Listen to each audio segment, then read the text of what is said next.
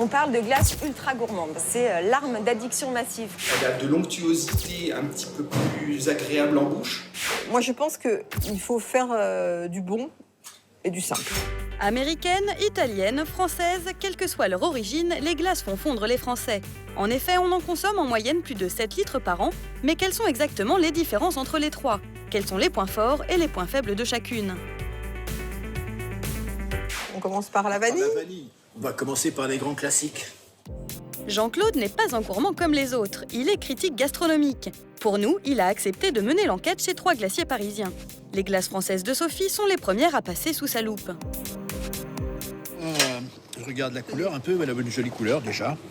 Pour vous, quelles sont vos qualités essentielles? Le goût, on a un goût fort.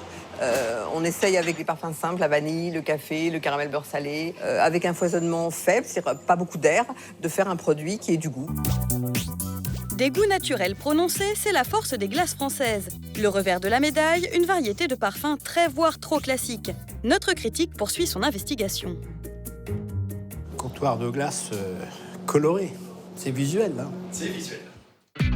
Chez Alberto, autre ambiance. Dans sa boutique, il mise tout sur le romantisme à l'italienne. Voilà, là, on a ce joli cœur de rose. Là, on essaie de lui donner une forme artistique. Car contrairement aux idées reçues, une vraie glace italienne ne se reconnaît pas à sa forme en tourbillon, mais à sa texture très particulière. C'est l'onctuosité et ce plaisir en bouche qui fait que la glace fond assez facilement et développe tous les arômes de façon progressive. Côté parfum, l'exubérance méditerranéenne frappe encore. Panna cotta, tiramisu, Alberto en propose 36 différents. Esthétique, onctueuse et originale, les glaces italiennes ont donc des arguments de poids. Mais Jean-Claude va découvrir qu'il en faut plus pour déstabiliser la concurrence américaine. Pour vous, une glace américaine, c'est quoi? Une glace qui est gourmande, qui est généreuse, donc qui est à base de bon lait et de crème, et qui a tout un tas d'inclusions et des gros morceaux qui vont jusqu'à 3 cm. Brownies, cookies, noix de pécan, guimauve, les glaces made in USA jouent sans complexe la carte de la gourmandise. Parmi les best-sellers, cette glace tout chocolat avec pépites de chocolat noir et blanc et noix enrobées de cacao.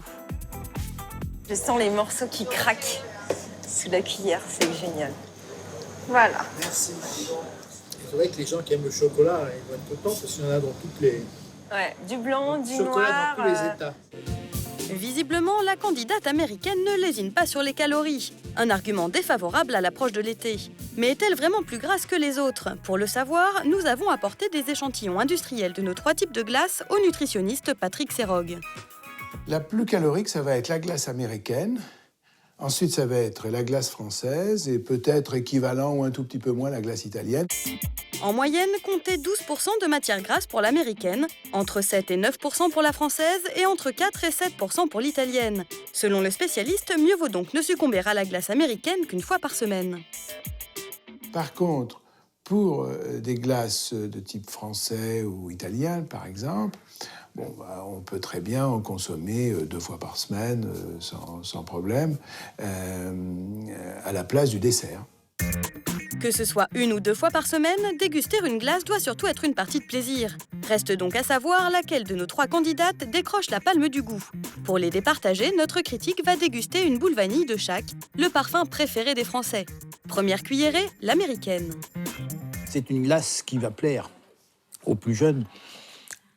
Parce qu'il y a beaucoup de choses dedans. Il y a des petits morceaux de brownies. Ce sont quand même des glaces assez sucrées. Et le goût vanille n'est pas très présent. Une glace ludique donc, mais pas assez parfumée pour le palais de Jean-Claude. La glace italienne le séduira-t-elle plus? C'est quelque chose de voluptueux, de très agréable. Un peu plus onctueux, plus souple. Notre critique est sous le charme de la texture italienne. Mais pour ce qui est du goût, c'est apparemment la glace française qui titille le plus ses papilles. Elle a un goût vanillé bien prononcé. Entre ces deux-là, le choix est assez serré, je dirais, parce qu'elles ont toutes les deux des bonnes qualités. Je dirais que celle qui correspond, celle qui a la meilleure expression vanillée, c'est celle-là. Selon notre critique, la glace française remporte le match du goût. Gourmandise, texture, saveur, les 3 catégories possèdent donc des atouts indiscutables. Et la bonne nouvelle, c'est que toutes peuvent se préparer facilement à la maison. Bienvenue à l'atelier. Stéphane donne des cours de cuisine. Aujourd'hui, il va apprendre à ses apprentis à réaliser de parfaites glaces italiennes et américaines. Pour la première, il suffit de mélanger 5 jaunes d'œufs, 170 g de sucre et un demi-litre de crème liquide. Hein, jamais de crème épaisse quand on fait les glaces. Et pour obtenir la fameuse onctuosité, le chef a une astuce. La base de la glace italienne, c'est qu'on va émulsionner les jaunes, le sucre et ensuite la crème. Donc la crème, elle va commencer à monter un petit peu en chantilly. Versez ensuite la préparation dans la turbine à glace et ajoutez du coulis, de fraises par exemple. Après 40 minutes dans la sorbetière, voici le résultat. Ça intensifie le goût de la fraise, ça explose en bouche. Ça fait presque crème plus que glace. Je trouve que ça fait vraiment très onctueux. Deuxième recette, la glace américaine. Stéphane la prépare avec 25 centilitres de lait, 25 centilitres de crème liquide, de la vanille et un ingrédient étonnant, du sirop d'érable. Mélangez le tout et turbinez. Pour apporter un côté gourmand et croquant très US, incorporez des morceaux de brownie 10 minutes avant la fin.